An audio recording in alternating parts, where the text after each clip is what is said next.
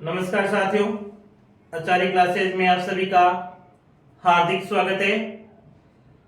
आज मैं आपको अनुप्रास अलंकार के भेदों के बारे में जानकारी दूंगा। कल मैंने आपको अनुप्रास अलंकार किसे कहते हैं, अनुप्रास अलंकार की परिभाषाओं के बारे में आपको समझाया। आज अनुप्रास अलंकार के भेदों के बारे में बात करेंगे। तो अनुप्रास अलंकार के भेद 5 प्रकार के होते हैं। कितने प्रकार के होते हैं? अनुप्रास अलंकार के भेद है वो 5 प्रकार के होते हैं, जिसमें पहला भेद है छह का अनुप्रास। कौन सा? छह का अनुप्रास। छह का अनुप्रास है जहां पर एक वर्ण की आवृत्ति केवल एक बार हो। क्या? जहां पर एक वर्ण की आवृत्ति, एक वर्ण की आवृत्ति है वो केवल एक बार ही होनी चाहिए। बार बार यानी कम से कम 2 बार से 2 से अधिक बार वर्ण उनकी आवृत्ति वापस नहीं होनी चाहिए। जहां तक संभव हो वो वर्ण केवल एक बार है, अधिक बार है तो 2 बार उस वर्ण की आवृत्ति हो सकती है, 2 बार से अधिक वर्ण की आवृत्ति नहीं होनी चाहिए। और जहां पर इस प्रकार से हो वहां पर कौन सा होता है? छह का अनुप्रास होता है। जिस प्रकार से रहीमन रहीला की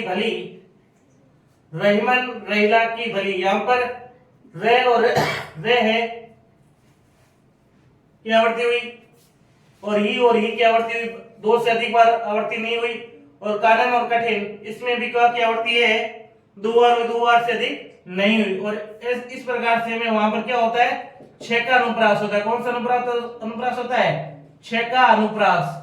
यानी या तो एक बार आवृत्ति हो, ये 1 से 2 बार हो सकती है, 2 बार से अधिक बार आवृत्ति नहीं होनी चाहिए। और इस प्रकार से हो रहा है तो वहां पर छह का अनुप्रास होता है। और वर्त्य अनुप्रास जहां पर एक या अनेक वर्णों की आवृत्ति 1 से अधिक बार हो। वर्त्य अनुप्रास है जहां पर एक वर्ण या 1 से अधिक वर्ण की आवृत्ति है 1 से अधिक बार होनी चाहिए, यानी बार बार होनी चाहिए। जिस प्रकार से पहले उदाहरण में भगवान भक्तों की भयंकर बुरी भीति भगाइए। भगवान में भय आया है, भक्तों में भय आया है, भयंकर में भी आया है, बुरी में भय आया है, भीति में भय आया है और भगाए में भय आया है। यानी भगवान भक्तों की भयंकर बुरी भीति भगाई, इसमें भय वर्ण की आवृत्ति हो रही है, बार बार हो रही है। भय वर्ण की आवृत्ति क्या हो रही है? बार बार हो रही है। जहां पर एक ही वर्ण की आवृत्ति है, एक या 1 से अधिक बार हो वहां पर क्या होता है? वर्त्य अनुप्रास होता है। कौन सा अलंकार होता है? वर्त्य अनुप्रास होता है। जैसे दूसरा उदाहरण, तरनी तनुजा तक तमाल तरुवर बहु छाए। क्या? तरनी तनुजा तक तमाल तरुवर बहु छाए। तरनी में त, तनुजा में ते, तट में ते, तमाल में ते, तरुवर में ते, बहु में नहीं है। तरनी तनुजा तट तमाल तरुवर बहु छाए, इसमें तरनी में ते, तनुजा में ते, तट में ते, तमाल में ते, तरुवर में ते, यानी ते वर्ण की क्या हो रही है? बार बार आवृत्ति हो रही है। क्या हो रही है? ते वर्ण की बार बार आवृत्ति हो रही है। इसका मतलब यहाँ पर कौन सा अनुप्रास है? वर्त्य अनुप्रास है। जैसे वीरति विवेक विमल विज्ञानी, वीरति में वी वर्ण की आवृत्ति हो रही है, विवेक में वी वर्ण की आवृत्ति हो रही है, विमल में वी की आवृत्ति हो रही है, विज्ञान में वी वर्ण की आवृत्ति हो रही है। ऐसे हम कह सकते हैं वे वर्ण की आवृत्ति हो रही है और साथ में छोटी की आवृत्ति हो रही है, अर्थात वी की आवृत्ति हो रही है। वी शब्द की आवृत्ति है वो क्या हो रही है? बार बार हो रही है। वी शब्द की आवृत्ति क्या हो रही है? बार बार हो रही है। जहां पर भी वर्ण की बार बार आवृत्ति हो, एक या 1 से अधिक बार आवृत्ति हो रही है, वहां पर कौन सा अनुप्रास होता है? वहां पर वर्त्य अनुप्रास होता है। वहां पर कौन सा अनुप्रास होता है? वर्त्य अनुप्रास होता है। वहां पर कौन सा अनुप्रास होता है? वहां पर है वो वर्त्य अनुप्रास होता है। वहां पर कौन सा अनुप्रास होता है? वर्त्य अनुप्रास होता है। अब है तीसरा श्रुति अनुप्रास। कौन सा अनुप्रास? श्रुति अनुप्रास, जहां ऐसे वर्णों की आवृत्ति हो जो मुख के एक ही उच्चारण स्थान से हो। कहने का क्या भाव है? जहां ऐसे वर्णों की आवृत्ति हो, यानी इस प्रकार के वर्ण की आवृत्ति होनी चाहिए, ऐसे वर्ण बार बार आने चाहिए जहां मुख में, यानी हमारा जो मुंह है उन उच्चारण स्थान एक ही स्थान से होने चाहिए। उच्चारण स्थान क्या है? एक ही स्थान होने चाहिए। यानी जैसे अगर उच्चारण करने जीवा से करें तो केवल जीवा से होना चाहिए। अगर हम कंठों से करें तो उनका उच्चारण है, पूरी लाइन का उच्चारण है केवल कंठों के माध्यम से होना चाहिए। अगर हम अष्टों के द्वारा कर रहे हैं तो उसका उच्चारण केवल अष्टों से होना चाहिए। या हम दांतों से करें तो पूरी पंक्ति का उच्चारण है दंत के माध्यम से होना चाहिए। जिस प्रकार से दिनाथ था थे दिन नाथ डूबते। क्या? दिन नाथ था थे दिन नाथ डूबते। ये दे, ने, ते, थ, दे, ने, न और थे।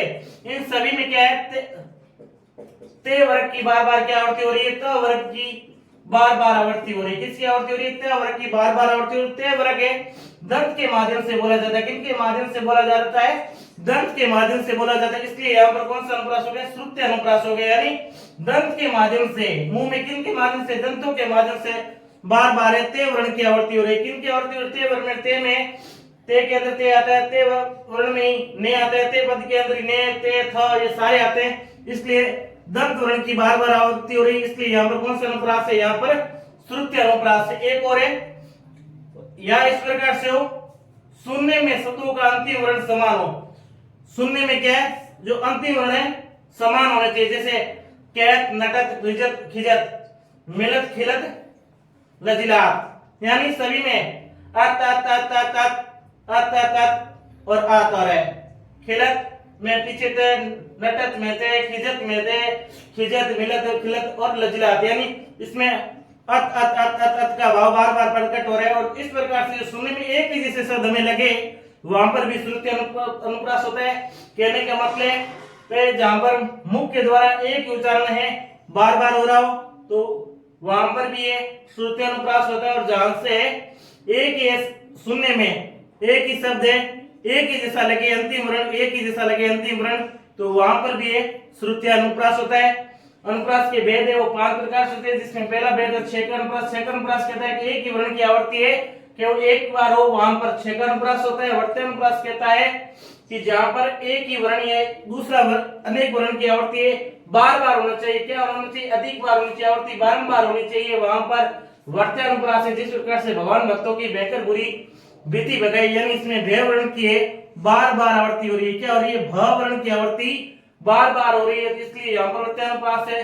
तरनी, तनुजा, तट, तमाल, तरवर, बहु, छाई, इसमें भी ते वर्ण की आवृत्ति क्या हो रही है, बार बार हो रही है। इसलिए यहाँ पर भी क्या है, वर्त्य अनुप्रास है।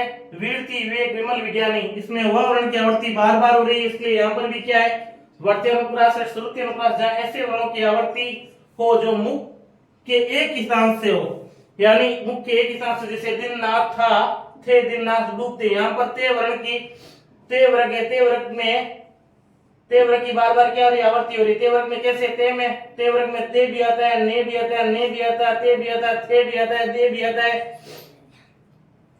इसलिए यहाँ पर क्या है, श्रुति अनुप्रास है। फिर ये पंक्ति कह रही, सुनने में शब्दों का अंतिम वर्ण समान हो।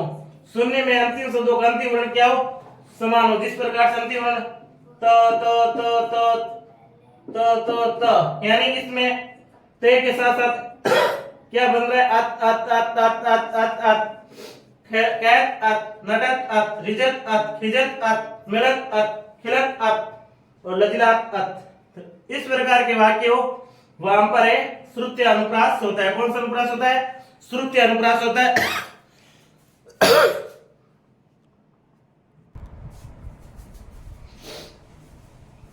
अनुप्रास का चौथा भेद अंत्यानुप्रास। अनुप्रास का चौथा भेद है अंत्यानुप्रास।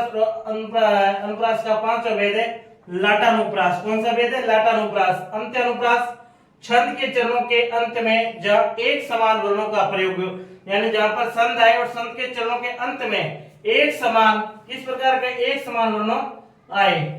जैसे काली काली अलकों में, काली काली अलकों में, आलस मद नत पलकों में, यहाँ पर अलकों में, पलकों में, यहाँ पर क्या हो रही है, तुकबंदी हो रही है। क्या हो रही है, तुकबंदी हो रही है, यानी एक ही जैसे शब्द है, एक ही समान लगने वाले शब्द आ रहे हैं। अलकों में, पलकों में, यानी जहां पर तुकबंदी हो रही हो, वहां पर कौन सा अनुप्रास होता है, वहां पर अंत्यानुप्रास होता है। क्या, काली काली अलकों में, यानी काली काली आंखों में, आलस मद पलकों में, जो आंखों में जो आलस्य दिखाई दे रहा है मद का, अलकों में, यानी अलकों में क्या है, अलकों में और पलकों में क्या, एक ही जैसे वर्ण दिखाई देते हैं, तुकबंदी हो रही है अलकों में, पलकों में, तो यहाँ पर क्या है, अंत्यानुप्रास है। नाथ सबु धनु बजनिहारा, हो ये कोई एक दास तुम्हारा। क्या, नाथ सबु धनु बजनिहारा, हो ये कोई एक दास तुम्हारा। बजनिहारा, निहारा, तुम्हारा, यहाँ पर हरा हरा आ रहा है, तो इसमें भी क्या हो रही, तुकबंदी हो रही, क्या हो रही, तुकबंदी हो रही। ऐसे वर्णों में अगर आ रहे हैं तो वहां पर क्या होगा, अंत्यानुप्रास होगा। अंतिम वर्ण है, अंतिम अलंकार अलंकार है लाटानुप्रास। अनुप्रास अलंकार का अंतिम अलंकार कौन सा है, लाटानुप्रास। जहां पर एक वाक्य दो या दो से अधिक बार है, यानी जहां पर एक ही वाक्य दो बार आए या दो बार से अधिक बार आए, वहां पर लाटा अनुप्रास होगा। जैसे हमको लिख्यो है कहा, हमको लिख्यो है कहा, हमको लिख्यो है कहा, हमको लिख्यो है कहा, कहने सब लगी। यानी बार बार पूछे कि हमको लिखा है क्या, हमको लिखा है क्या, हमको लिखा है क्या। आगे इस बार इससे शब्द बार बार आ जाए और कहे कि हमको ऐसे बार बार पंक्तियों का रिपीट हो रही है क्या, हमको लिख्यो है क्या, हमको लिख्यो है क्या, हमको लिख्यो है क्या। एक ही सवाल पूछा जा रहा है, क्या हमको ऐसा शब्द लिखा है क्या। अगर ऐसे पदों का बार बार रिपीट हो रहा है, बार बार आवृत्ति हो रही है, तो वहां पर कौन सा अलंकार होगा, वहां पर अनुप्रास अलंकार का लाटानुप्रास होगा। कौन सा होगा, लाटानुप्रास। इस प्रकार से हमने बलि भांति अनुप्रास के भेदों के बारे में जाना।